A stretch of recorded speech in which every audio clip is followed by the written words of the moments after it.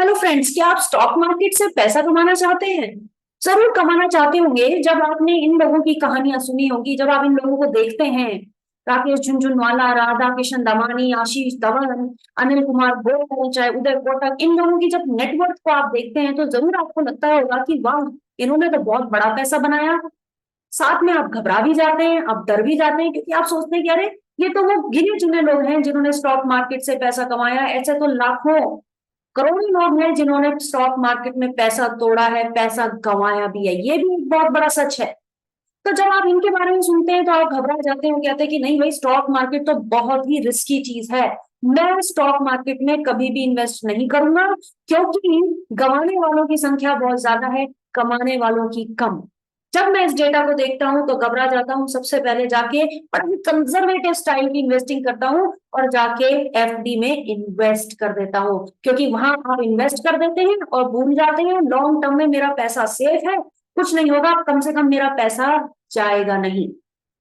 तो आप क्या करते हैं, चलिए देखते हैं। आप गए एफडी में, आपने इन्वेस्ट कर दिया एफडी में, तो चलिए एफडी की भी कहानी सुन लेते हैं कि एफडी में आपके पैसे का क्या हुआ। हाँ, तो हम क्या बात कर रहे थे, एफडी की बात कर रहे थे, ये उस डेलिमा की बात कर रहे थे, हम उस कंफ्यूजन की बात कर रहे थे जिसको हम अब दूर करने की कोशिश करेंगे। फ्यूचर वैल्यू देखिए जरा। मान लीजिए आज से 5 साल पहले आपने किसी भी झंझट में ना पड़ने का फैसला किया और आपने डिसाइड किया कि मैं अपनी 1 लाख रुपए की सेविंग एफडी में लगा दूं। और एफडी का करंट रेट ऑफ इंटरेस्ट अभी क्या है, करीब करीब 6.5% है, अगर आप एफडी में इन्वेस्ट करते हो। बाकी तो डिपॉजिट्स की मैं बात ही नहीं कर रही हूँ, मैं बात कर रही हूँ बैंक में मिलने वाले सबसे ज्यादा रिटर्न की, जो कि यहाँ आपके सामने दिख रहा है कि अगर आप करीब करीब 4 या 4 साल से ऊपर अगर इन्वेस्ट करते हो तो 6.5% पर एनम के हिसाब से आपको डिसेंट रिटर्न्स मिलते हैं। चलिए कोई बात नहीं, आपने सोचा 1 लाख रुपया मैं इसमें रख देता हूँ, 6.5% के हिसाब से मुझे रिटर्न मिलेगा, 5 साल के अंदर मुझे मिलेगा 37,000 रुपए। और मैं काफी खुश हूं कि वाह, मेरे 1 लाख रुपए बढ़कर 37,000 रुपए हो गए।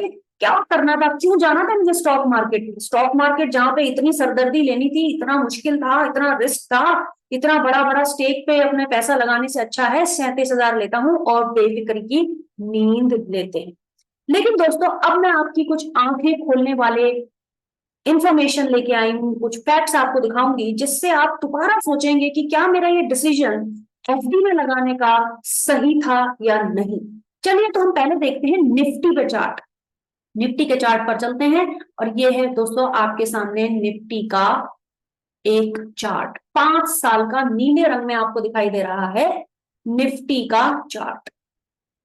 ये ट्रेडिंग व्यू में मैंने निफ्टी का चार्ट ड्रॉ कर दिया है और नीचे सेलेक्ट कर लिया है 5 साल का निफ्टी का मूवमेंट। और आप क्लियरली अपनी आंखों से देख रहे हो कि इन 5 सालों में ऐसा ऐसा बुरा समय भी देखा है, बुरा समय यानी कोरोना का वो समय भी देखा है जो किसी ने कभी सोचा नहीं था। मार्केट्स की तो आप भूल ही जाइए, मार्केट कभी सोच के भी नहीं चल रहे थे कि यहां से इतना तेज फॉल में भी हो सकता है, बाजार में इतना डिप भी आ सकता है, ऑलमोस्ट आधा हो सकता है बाजार। इससे बुरा तो सालों में क्या ही होगा, इतने सालों से हम निफ्टी में देख रहे हैं, लेकिन इतना बुरा समय कभी भी नहीं आया। तो अगर इस बुरे समय को भी बाजार ने पचाकर डाइजेस्ट करके आगे मूव करने का फैसला कर लिया, तो दोस्तों आप देख रहे हो कि निफ्टी आज से सही 5 साल पहले कहां था। तो दोस्तों मैं आपको लेके जा रही हूँ ट्रेडिंग व्यू के पेज पर। आपके सामने है निफ्टी 50 का पिछले 5 साल का चार्ट। और इन 5 सालों में निफ्टी ने वो सब देख लिया जो कभी किसी ने सोचा भी नहीं था। यही वो 5 साल हैं जिसमें हमने all time high inflation rates देख लिए हैं। यही वो 5 साल हैं जब हमने कोरोना का समय भी देख लिया, कोरोना से रिकवरी का समय भी देख लिया। यानी इतना बुरा समय तो कभी भी आया ही नहीं। इतना शार्प फॉल जो निफ्टी ने देखा था कोरोना के दौरान, उसको भी मार्केट बचा के आगे बढ़ गया, उसको खबर को भी डाइजेस्ट करके मार्केट ने मूव ऑन कर दिया। तो कहने का मतलब यह है दोस्तों कि अगर आपने इन्वेस्ट किया होता निफ्टी में instead of bank, instead of FD, तो आपने करीब करीब कितना रिटर्न कमाया होता। अभी हमने देखा था कि अगर आपने 1 लाख रुपए एफडी में जमा किए होते 5 साल के लिए, तो 37,000 रुपए आपने 1 लाख रुपए पे बनाए होते। वर्सेस अगर आप मार्केट में होते और उस समय में आए होते तो आपका मान लीजिए उस समय ना मार्केट था करीब करीब 11,515 और इस वक्त मार्केट करीब करीब चल रहा है 19,700। और अगर आप इसका डिफरेंस निकाल के परसेंटेज चेंज निकाल के देखोगे तो ये करीब करीब निकल के आता है 70,000 रुपए का गेन। ठीक है, करीब करीब 68% या 69% का जो रिटर्न जनरेट हुआ है इन 5 सालों में निफ्टी के ऊपर। आप खुद कैलकुलेट करके देख सकते हो। आप 19,727 में से माइनस करके देखो 11,515 और इसको डिवाइड करके देखो 11,515 से, तो कितना रिटर्न जनरेट किया। तो सिंपल हमें आंसर मिलता है कि अगर 1 लाख रुपए मैंने निफ्टी में लगाए होते तो मुझे मिलते 70,000 रुपए। 1 लाख रुपए मैंने बैंक की एफडी में लगाए होते तो मुझे मिलता 37,000 रुपए। करीब करीब डबल रिटर्न में निफ्टी में कमा लेता। अब आप कहोगे निफ्टी क्या है, निफ्टी में कौन पैसा लगाता है, निफ्टी में थोड़ी लगाएंगे, हम तो स्टॉक्स में लगाएंगे। तो नहीं दोस्तों, अगर आप एक ऐसे इन्वेस्टर हैं जो पहली बार मार्केट में आए हो, पहली बार आपके अंदर से डर निकला है कि नहीं मैंने एफडी में नहीं लगाना, मार्केट में एंट्री करनी है, तो ईटीएफ में पैसा लगाओगे। अब ये ईटीएफ क्या है? ठीक है, ईटीएफ का मतलब होता है exchange traded funds. Exchange traded funds यानी वो फंड्स, वो एक इन्वेस्टमेंट का इंस्ट्रूमेंट जो कि आपको निफ्टी के बराबर अप्रोक्सीमेटली मोर और लेस उतना रिटर्न कमा के देता है जितना निफ्टी ने उस टाइम पीरियड में कमा के दिया।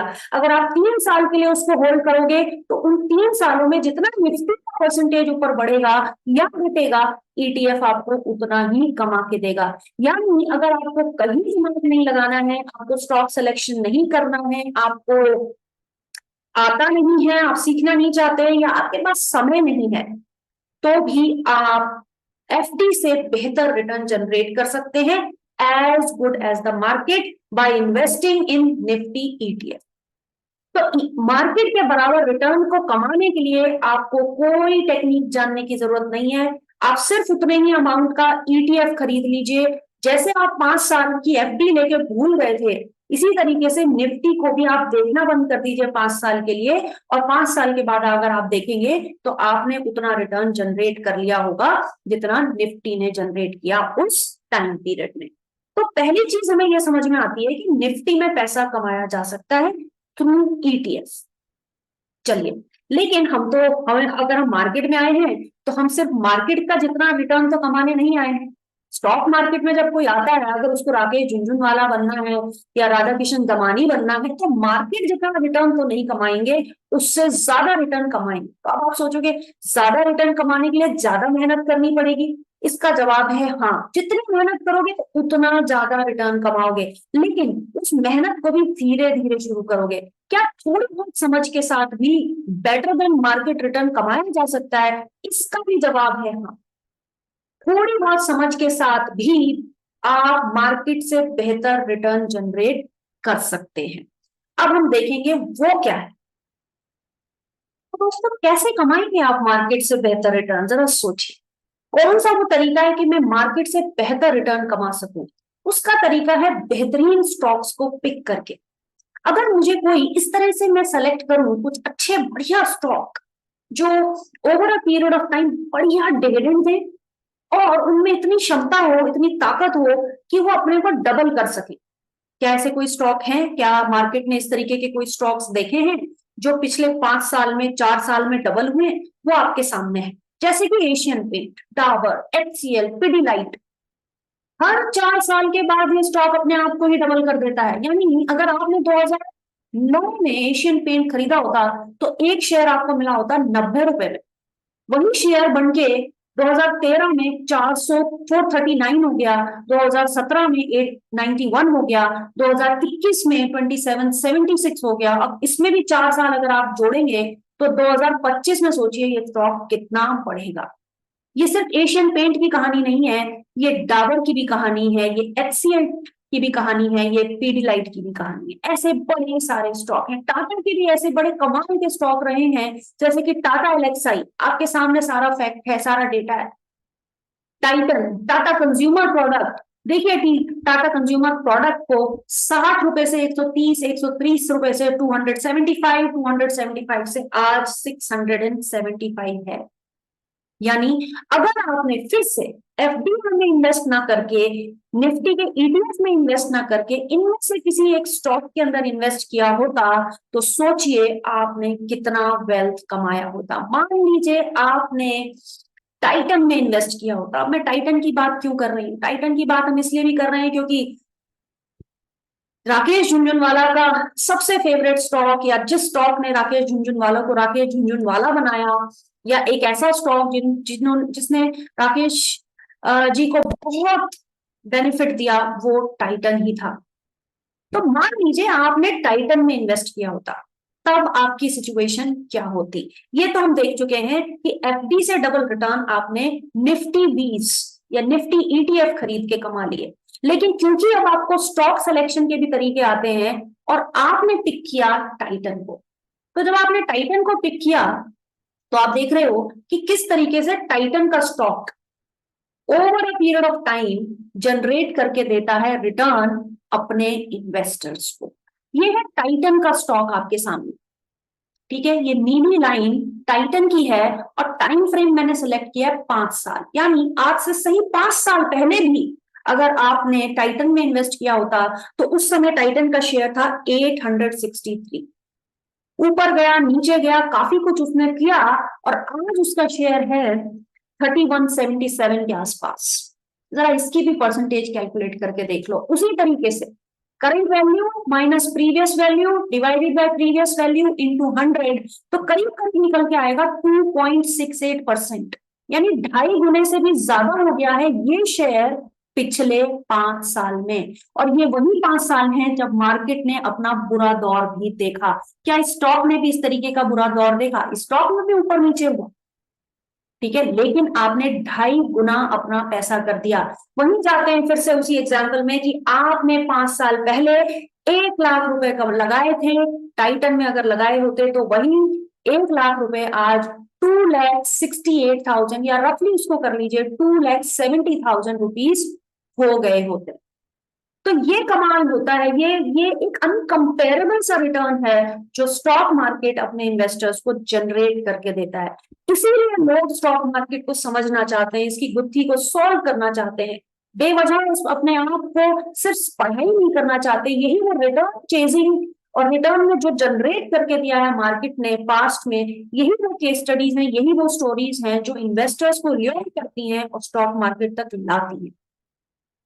तो आपने यहाँ पे करीब करीब 1 लाख रुपए के 2,70,000 रुपए कर दिए होते in a very short span of 5 years। अब ये तो आपने तब बना लिया होता जब आपने यहाँ स्टॉक खरीदा और सीधे सीधे बेच दिया। यहाँ खरीदा, आंख बंद कर ली, कुछ नहीं देखा और सीधे सीधे आज की डेट में बेच दिया होता। लेकिन अगर आप इस चार्ट को गौर से देखेंगे और थोड़ी बहुत भी टेक्निकल एनालिसिस अगर आपको आती होगी तो आप पूछेंगे कि भाई अगर मैं टाइटन से बेहतर रिटर्न कमा सकता था क्या? तो इसका जवाब भी है हाँ, टाइटन में भी टाइटन से बेहतर रिटर्न जनरेट किया जा सकता था, यानी 2.5 गुना नहीं उससे भी कहीं ज्यादा पैसा कमाया जा सकता था अगर आपने मान लीजिए यहाँ खरीदा होता और आप चार्ट पढ़ना जानते हैं, आपने यहाँ बेच दिया होता, फिर से आपने यहाँ खरीदा होता और उसको यहाँ बेच दिया होता, फिर आपने यहाँ खरीद के यहाँ बेचा होता, फिर से आपने सेम शेयर यहाँ खरीद के आज उसको यहाँ बेचा होता, यानी 5 साल में 5 बार मैक्सिमम आपने कुछ किया होता और अपने रिटर्न को मैग्नीफाई किया। तो देखा दोस्तों किस तरीके से आप वेल्थ जनरेट कर सकते हैं स्टॉक मार्केट में। ये एक ही शेयर की कहानी है, आप अपनी टेक्निकल एनालिसिस को यूज करके बेहतर पॉइंट्स पर एंट्री एग्जिट कर सकते हैं। अगर आपको इसे और डिटेल में समझना है कि एग्जैक्टली ऐसे करेंगे कैसे, तो मैंने एक वीडियो बनाया है मूविंग एवरेज को यूज करके लॉन्ग टर्म में बेहतर रिटर्न जनरेट करने के तरीके। उसका लिंक मैं आपको डिस्क्रिप्शन बॉक्स में दे रही हूँ, उसको आप गौर से देखिए, समझिए और आप ये एहसास होगा कि हाँ, ये मूविंग एवरेज तो बड़ा सिंपल कंसेप्ट है, इसके लिए मुझे दिन रात टीवी स्क्रीन के सामने भी नहीं बैठना पड़ता और मैं एंट्री और एग्जिट पॉइंट्स निकाल सकता हूं अपने चार्ट्स के ऊपर। तो अब हमने ये भी देखा कि किस तरीके से थोड़ी सी समझ के साथ आप टाइटन में टाइटन से भी बेहतर रिटर्न कमा सकते हैं। तो अब आप देख रहे हैं कितना अट्रैक्टिव है ये वो स्पेस जहां पर आपको होना ही चाहिए। अब इसमें हमने एक चीज और छोड़ दी और वो है डिविडेंड। टाइटन जैसी कंपनी, शानदार कंपनी, आपको क्या लगता है अपने इन्वेस्टर्स को डिविडेंड नहीं देती होगी? जरूर देती होगी। सर अब देखिए टाइटन की डिविडेंड हिस्ट्री क्या है। अगर हमने ये केस हम पढ़ रहे हैं 2018 से लेकर अब तक, तो पिछले के डिविडेंड को कुछ समय के लिए आप इग्नोर कर दीजिए। आप यहाँ देख रहे हो 2018 से 18 में टाइटन ने पे किया एक हैंडसम डिविडेंड जो कि आता है करीब करीब, ये देखिए 2018 में टाइटन ने पे किया 3.7 पर शेयर। उसके बाद 5 रुपए पर शेयर, 4 रुपए पर शेयर, बढ़ाते बता 7 रुपए पर शेयर, उसके बाद 10 रुपए पर शेयर के हिसाब से उसने अभी 3/5/2023 में डिविडेंड डिक्लेयर किया है। यानी पिछले 5 साल में करीब करीब 1 2 3 4 5 6 बार टाइटन डिविडेंड डिक्लेयर कर चुका है और इतने इन्वेस्टर्स को पे कर चुका है। अब आप अगर ज्यादा सारा कुछ हिसाब लगाएंगे तो आप देखेंगे कि ये तो बहुत ही नाइंसाफी है कि हम एफडी के साथ अपने मार्केट से होने वाले रिटर्न्स को कंपेयर भी करें। यानी मार्केट एक ऐसी जगह है जहां पर पैसा बनता है, ऐसे पैसे बना के दिया है मार्केट ने। लेकिन दोस्तों ये तो हमने केस लिया एक ऐसे स्टॉक का जिसने कमाल किया। ऐसे भी बहुत सारे स्टॉक्स हैं जिन्होंने अपने इन्वेस्टर्स की वेल्थ को इरोड कर दिया है। तो आने वाली वीडियोस में अगर आप ये जानना चाहते हैं कि कैसे बचें खतरे वाले स्टॉक से, कैसे दूर रहें उन स्टॉक से जिनमें आपको पैसा नहीं लगाना चाहिए, कैसे आप अपने मिथ को ओवरकम करके एक बेहतर इन्वेस्टर बन सकते हैं, तो दोस्तों मेरे इस चैनल को सब्सक्राइब कीजिए, बेल आइकन पे क्लिक कीजिए ताकि आपको समय समय पे वो नोटिफिकेशन मिल सके। जो भी यूजफुल कंटेंट, जो भी मैं यूजफुल वीडियो आपके लिए अपलोड कर रही हूँ आप तक पहुंच सके।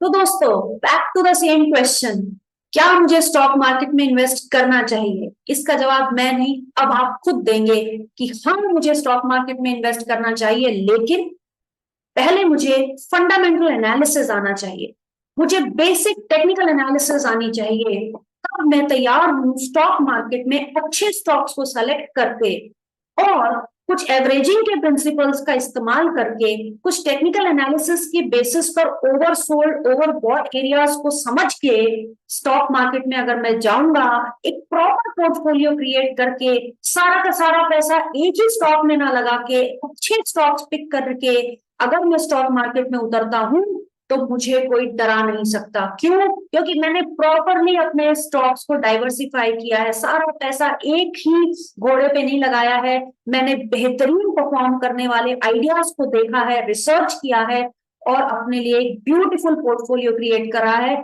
जिसको मैं समय समय पे मॉनिटर भी करता हूँ और ये भी देखता हूँ कि कहाँ फ्रेश एंट्री हो सकती है, कहाँ एग्जिट हो सकती है।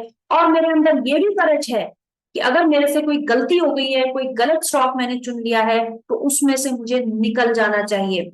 तो दोस्तों अगर आपका ये अप्रोच बनता है तो जरूर आप एक कामयाब और बेहतरीन इन्वेस्टर बन सकते हैं। इसी तरीके के यूजफुल कंटेंट आगे भी डालूंगी, तो आप मेरे साथ जुड़े रहिए। Thank you so much.